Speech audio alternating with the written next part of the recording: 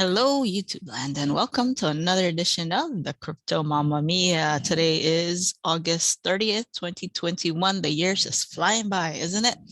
Today, I'm coming at you with a real quick tutorial type video on Exodus. That's right, ladies and gents. I still get a lot of questions even today about Exodus in general, and I may not know everything about Exodus, but I do know a few basic things that I wanted to share with you today. But as always, before I do share, remember, not your financial advisor, always please read my disclaimer and watch the latest and greatest on anything, right? So with that being said, let me go ahead and get started. So today's question is, why can't I get my tokens out? Well, first of all, ladies and gents, do know that Exodus charges fees for you to withdraw or to send to an outside wallet, outside exchange, etc. So ladies and gents, you do need to know that you will be charged a fee whenever you take out any of these coins. Now, when you look at your wallet, and if you see, for example, with Tether, you see that it's run on the Ethereum blockchain. And you know this because it will say next to the symbol here, ETH, Ethereum. Therefore, if you wanted to take out this Tether right here, then you would need to have some Ethereum to pay for the Ethereum gas fees. Same thing for the USD coin, right? Now, as we scroll down, you will see other coins that may run on other like blockchains, like Tron, for example, or something like that.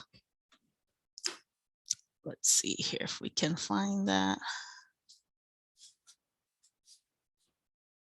Or Binance coin, as you can see,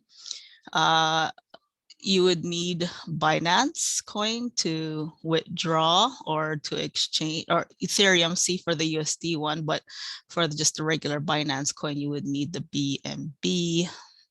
But yes, just take note of these things right here, because that is what you're going to need in order to take out the certain token. As you can see, for BitTorrent, you will need TRX or Tron. Scroll down if we can find any more. But yes, just remember that you will need for, again, the fees. And even if it doesn't have anything, like for example, if you don't have like, let's see, like for me, Cardano, it doesn't have it, runs on its own system. So you won't need any other type of token for the fees, but you will need to pay them a fee just to get it out. That's just everything, ladies and gents. Everything has fees. The best you can do is try to minimize your fees, right? So just know that you won't be able to pull out all of the Cardano. You will need to give some for fees.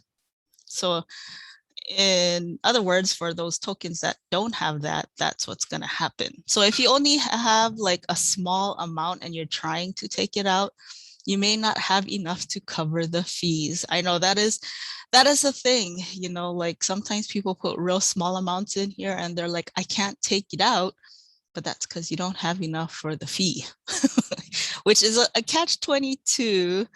So my suggestion is, if you're only going to have small amounts of crypto, it's probably better that you hold it on an exchange and try to exchange it into fiat right away when you see price appreciation, if that's what your plan was.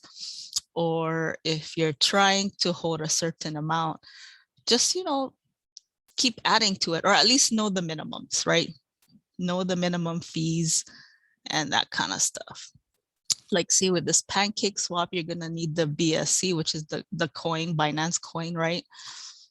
Just know that kind of stuff, ladies and gents. Polygon, you're gonna need ETH for fees, gas fees.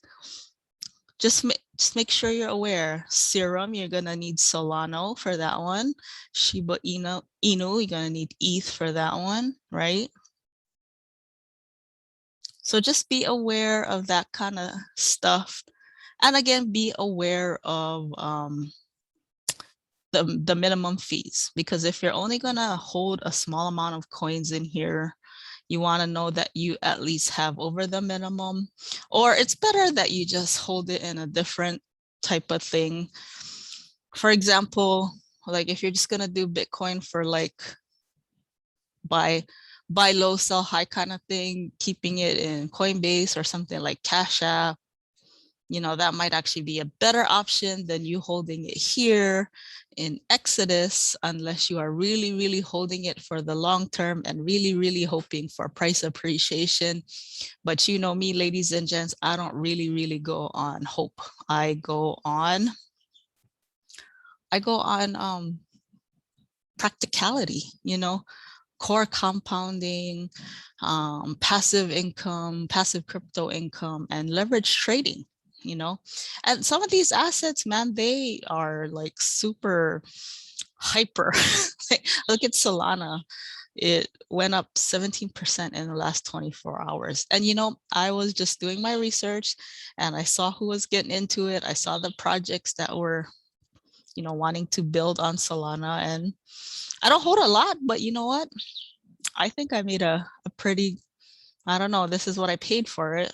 And this is what it's at right now. So I think I made out all right. Again, you know, it's altcoins and I'm not really into altcoins, but for some reason I really like that one. And I did also really like this one.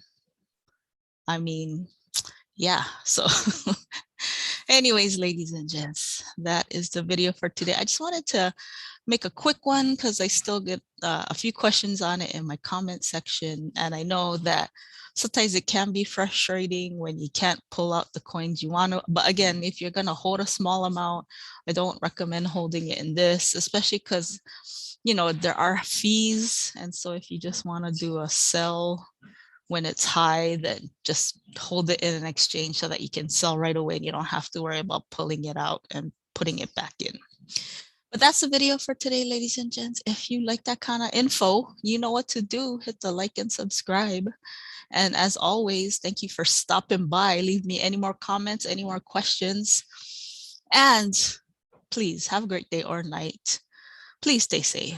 Please stay healthy. Please stay sane. Most important of all. And I will see you at the next video. Adios.